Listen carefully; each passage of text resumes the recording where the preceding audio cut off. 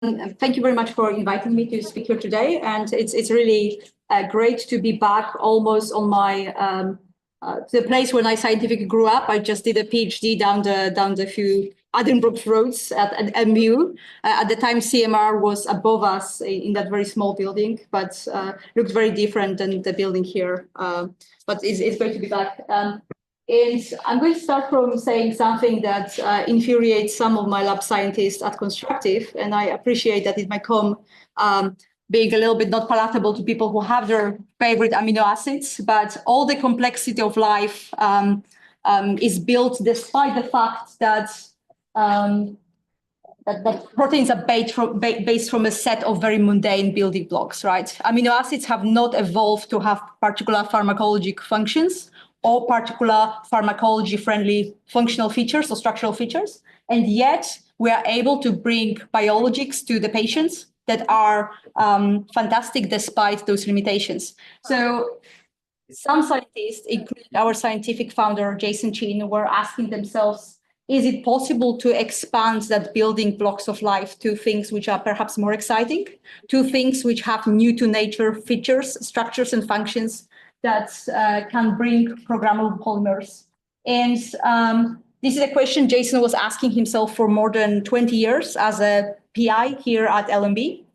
And it led us to the formation of Constructive Bio in 2021. So let me talk a little bit more through to what we're doing, what is our recipe for genetic code expansion, and how Constructive is going so far. And I will be happy to answer any questions either throughout or at the end.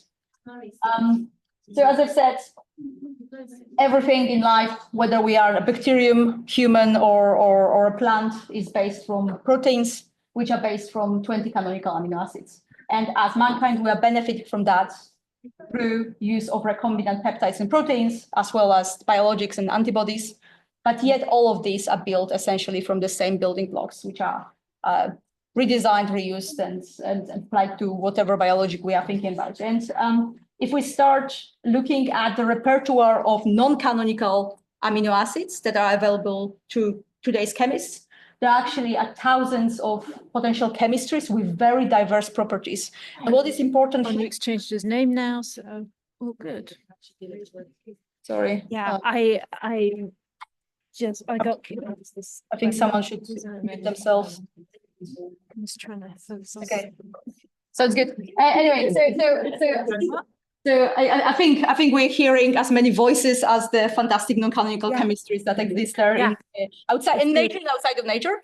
And what is important about those building blocks is that they bring in some features which are not available through the canonical amino acids, both when it comes to catalytic activities, to the bond formation, as well for the reactions which are completely bioorthogonal to the nature's evolved life.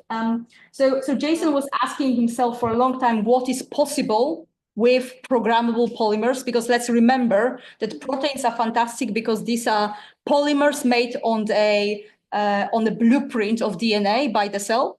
And what would be possible if we expand that alphabet to amazing chemistries beyond what nature has evolved? And as a company, we have to think about the markets that we are challenging. And at the moment, Constructive is in a very favorable position. So I think everyone has heard about Ozempic and Mounjaro, which are peptide drugs, which are doing amazing things in rethinking how we treat diabetes and obesity. Those are really amazing peptides from the perspective of dosage to the patient. They can be dosed in weekly basis or even more than that. And that because the GLP-1 peptides carry non-canonical amino acids, which are stabilizing their N-terminus. This particular non-canonical amino acids that Ozempic and Mounjaro contains is called 2-amino isobutyrate.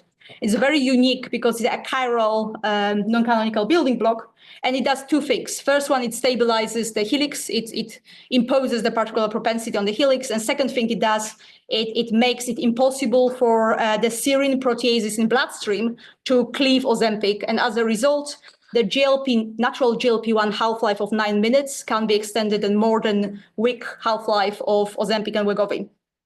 Second very interesting class of drugs that helps us from the commercial value proposition is antibody drug conjugates. This is also a class of drugs which is making lots of waves, but regulators don't like them in particular because of heterogeneity of manufacturing of those drugs.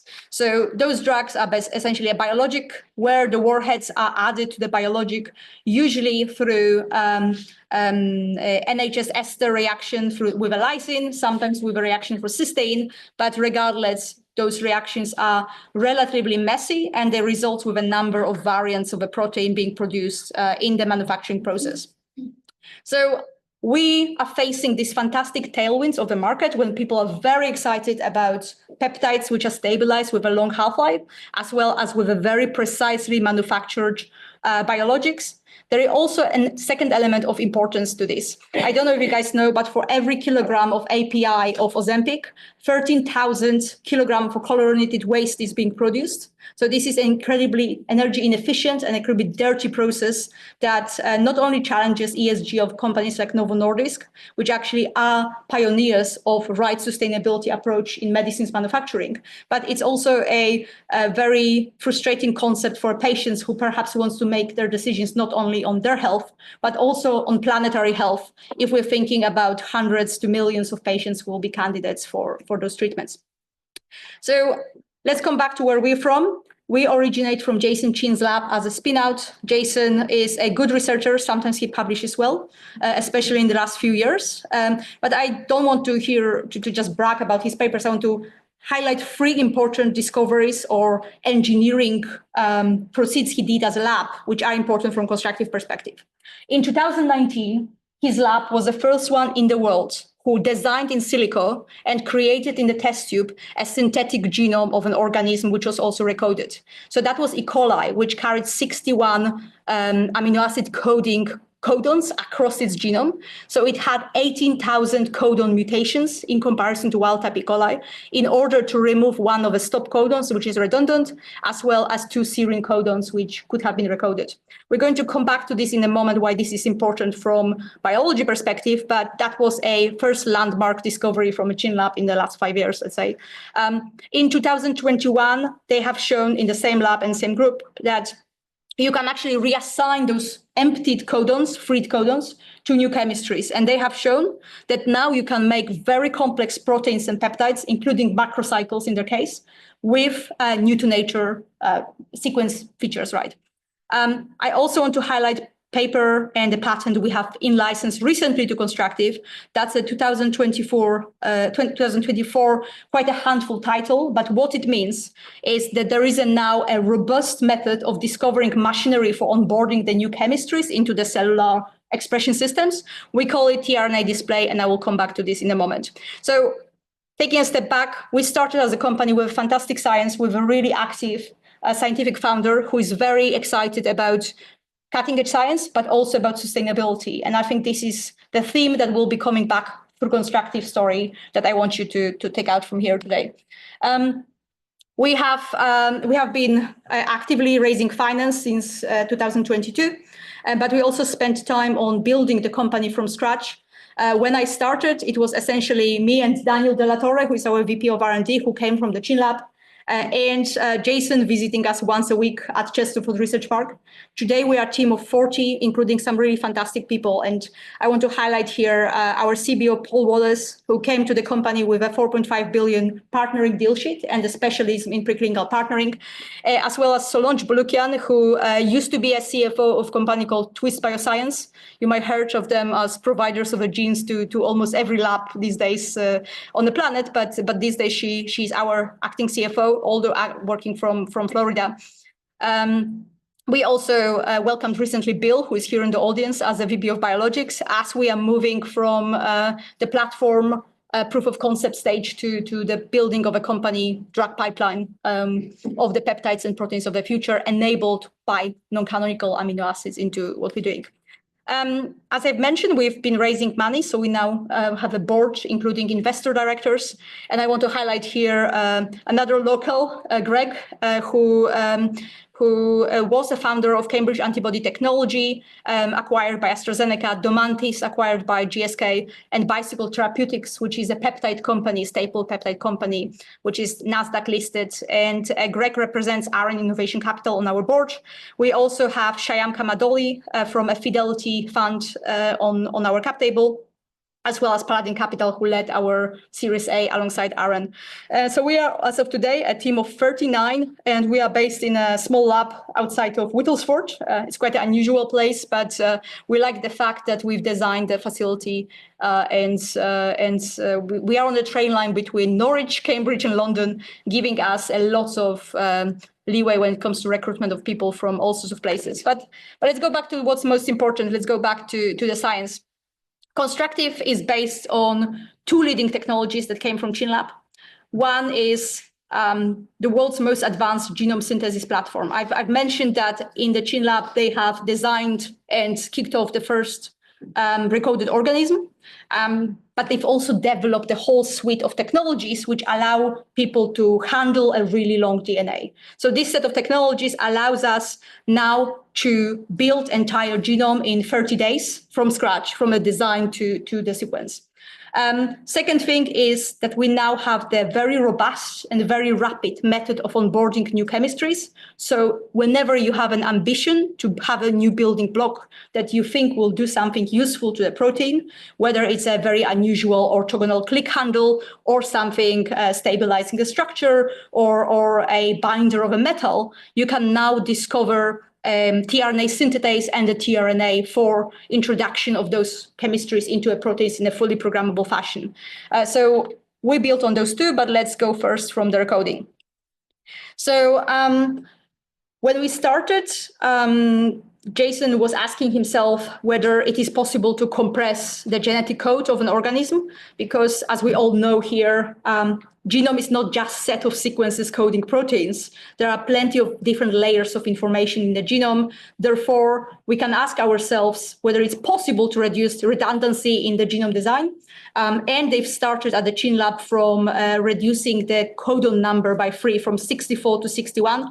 That required 18,214 mutations across the genome. Jason very wisely decided it's not the right idea to go around and mutate those mutations alongside the chromosome, but instead he decided to develop a set of technologies which will allow him to write entire chromosome from scratch, from the design to handling DNA, assembling DNA, transforming the bacteria, and so on. So this is what works at Constructive through a set of proprietary and patented technologies, which are called Rexer and Connexer. Rexer was the first iteration of Connexer. Connexer is a continuous Rexer, and it allows us to write things pretty fast. So if you think about one little chunk of genome, we can now write 100 kilobase pairs in 2 days. If you scale it up, you, of course, are going to be going far faster with the entire design. But there are also outcomes of going for synthetic genomics as opposed to CRISPR or mutations or mutagenic technologies like MAGE when it comes to changing the genome sequence. So first thing is we are able to write genomes which are far bigger than any other synthetic genomes that have been created by mankind to date. The other contender that indeed created a living organism with a synthetic genome is Craig Venter Institute or Craig Venter Lab, but they have created a very tiny mycoplasma-like genomes and also quite a long time ago. A second point is that we have the deepest level of recoding across all the methods that exist in synthetic genomics. When we compare to the Church Lab attempts, whether it's a C321 delta A or whether it's a recently published in Nature Occur E. coli, those have hundreds of mutations across the genome. Jason's Sin61 has got more than 18,000 codons, not single point mutations across the genome. So this is a different scale of activity, and only synthetic genomics technologies allow you to have such a big mutagenic approach on the cell. Finally, there is a big difference with fidelity. When you decide to do things mutagenically, through CRISPR or through MAGE or something like this, you're going to be introducing site mutations. That's the nature of those methods. And if you look at, for example, the Church lab and Farah Isaac labs, E. coli, they have created as many mutagenic changes to the genome intended as unintended. But when you decide to go from scratch, you are basically limited by the sequencing error of your NGS, and that's it, right? So that's a big benefit of creating the genomes de novo that we have through synthetic genomics in comparison to the mutagenic method. But let's move for a moment to second important thing, which is the engineered translation. As I've mentioned, first thing is compressing the code, so removing the unwanted codon from the genome all across the chromosome. Then you need to delete the machinery that decodes those codons in the natural organism. And then you can start bringing in new machineries that will now reassign those previously made redundant codons into something else. And this is what we specialize here at Constructive through the technologies we've in-licensed from the Jason's lab, as well through our progress over the last 3 years in the company, is that we are engineering quite a few different touch points in the translation machinery. I've mentioned quite a few times now recoding the genomes. So we bring in those freed codons back into a genome when we want to put them. You can do it on the genome or on the plasmid, whatever is your preference. Second thing is we are engineering tRNA synthetases. Those are enzymes which are aminoacylating the tRNA with the monomer of interest.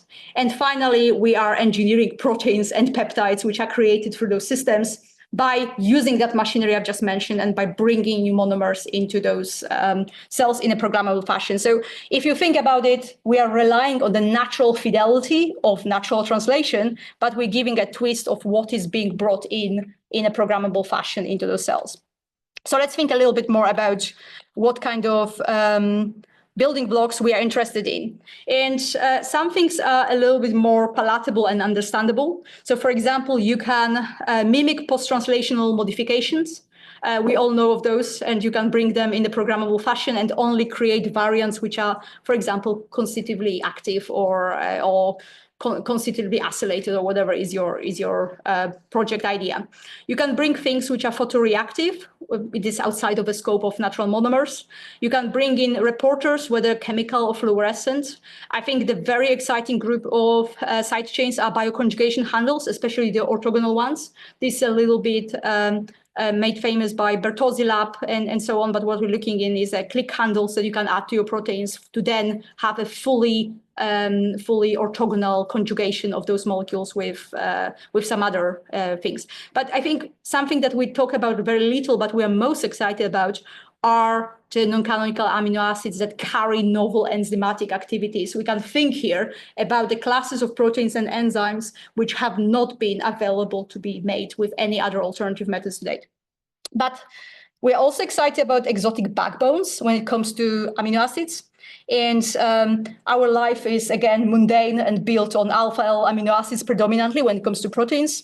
When you start expanding the code of life, you can start bringing things like hydroxy acids or beta amino acids or alpha-alpha substituted amino acids. They have very different structural properties. They have very different resilience to proteases. They bring proteins to a very different half-life situations and so on.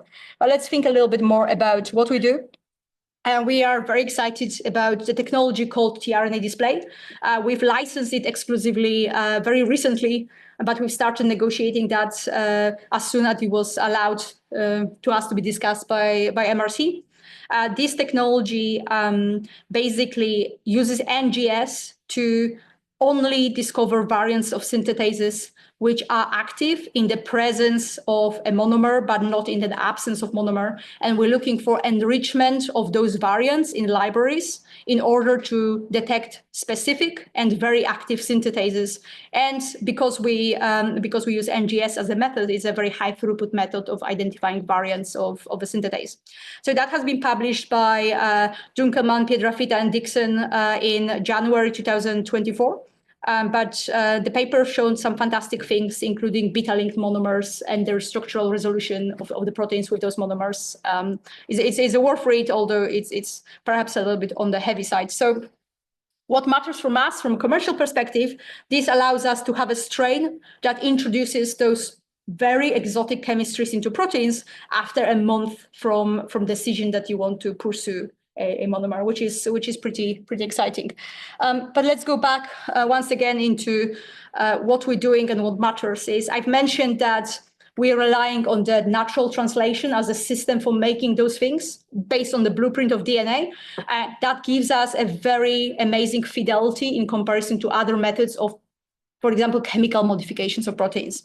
Second thing is we have a great flexibility when it comes to the choice of chemistries we can add to a protein. And that is something pretty remarkable when we think that we're starting from a 20 canonical amino acids. We can still use them. We can still rely on the things people have learned from structure and function of natural proteins, but we can expand now a repertoire of building blocks to a very broad one.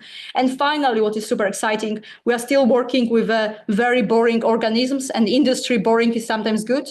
We are relying on E. coli. Everyone knows how E. coli behaves. We are going to rely on the CHO cell line as well, which is a workhorse of the industry to make things in a scalable manner. So I've mentioned earlier that the methods that people are using for production of things like Ozempic these days, these are not very scalable methods. These were methods which were designed in the 60s to produce, maximum of kilogram scale of peptides. If we want to go to metric tons of peptides with non-canonical amino acids, the only green way forward and cheap way forward is using recombinant processes to make those.